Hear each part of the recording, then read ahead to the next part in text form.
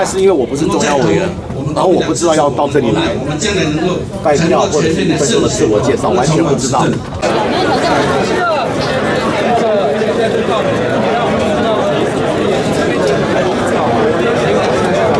通过的名单：郑明忠、叶益兰、李桂明、吴淑怀、郑丽文、林文瑞、廖婉如、洪崇金、吴一丁、陈以信、张玉梅、李德伟、温丽霞、吴敦义、谢龙介、车怡静、刘春如、万成年、李义产、曾文培、王桂云、王玉文、侯嘉玲、耿继文、邱素兰、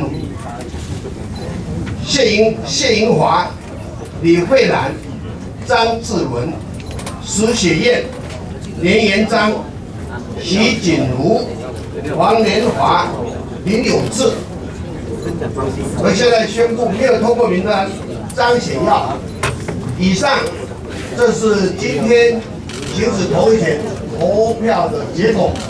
因为有人告诉我说，因为就只有你不来嘛，可是这是误会，我真的没有。发言时间我们都是3分钟。因为是临时，我应该是昨天被抬进去的，大家都知道，所以他们可能忘了通知我，我也不能怪任何人。但是这个的误会呢，我会跟党中央来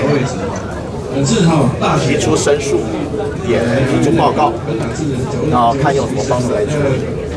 再一次，借这个机会，然后也请各位媒体朋友来对外帮我做个澄清跟说。大家看到我都在这里了，我知道电话我就赶过来了，而且我一来之后跟在场所有每一位，从长官、党部的长官跟在场所有的中央委员，我都跟他们拜托，跟他们握手致意了。那在这里呢，我特别真的是跟大家报告，我真的不知道时间点几点，而且我还不是现在的中央委员。所以完全不知道要开这个会，我知道投票，但是不知道是要过来，也要做1分钟的报告，时间我也不知道，地点也不知道。我们可能这个会议是报上都有刊载，或今天会开这个会来讨论这个事。因为我不是中央委员，那一般民众可能看报都会知道有开这个会。对，我知道，但是因为我不是中央委员，然后我不知道要到这里来拜票或者是5分钟的自我介绍，完全不知道。是我接到媒体电话。我才知道这个事情，然后呢，还有几位中央委员告诉我说，赶快过来，我才知道这个事情。然后来的时候，他们就说有些人就误会了。然后我来的时候，因为10点半，他们告诉我已经投票结束了。投票结束了。